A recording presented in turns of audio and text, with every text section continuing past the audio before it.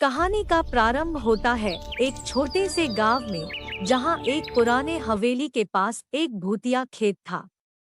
गांव वाले इसे भयंकर मानते थे, क्योंकि वहां कुछ भयावह घटनाएं हर बार होती थी। एक दिन एक बुजुर्ग गांव वाला अपने पोते को कहानी सुना रहा था। पोते, एक समय की बात है, गांव में एक भूतिया खेत था।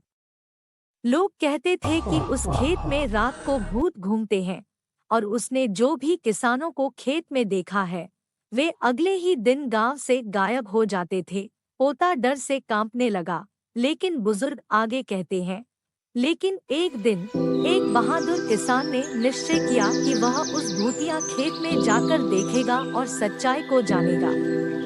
वह किसान, जिसका नाम विक्रम था, अगले दिन उस भूतिया खेत की ओर निकला। खेत में पहुंचते ही उसने एक अद्भुत दृश्य देखा। रात की चांदनी में उस खेत में खड़े अदृश्य भूतों की श्रृंगारित सेना थी। लेकिन विक्रम को डर का सामना करते हुए भी उसने अपने धैर्य का परीक्षण किया और खेत में आगे बढ़ा। वहां पहुंचकर उसने देखा कि भूतों के पीछे एक बड़ा सिर था, जो कि खेत का स्वामी था।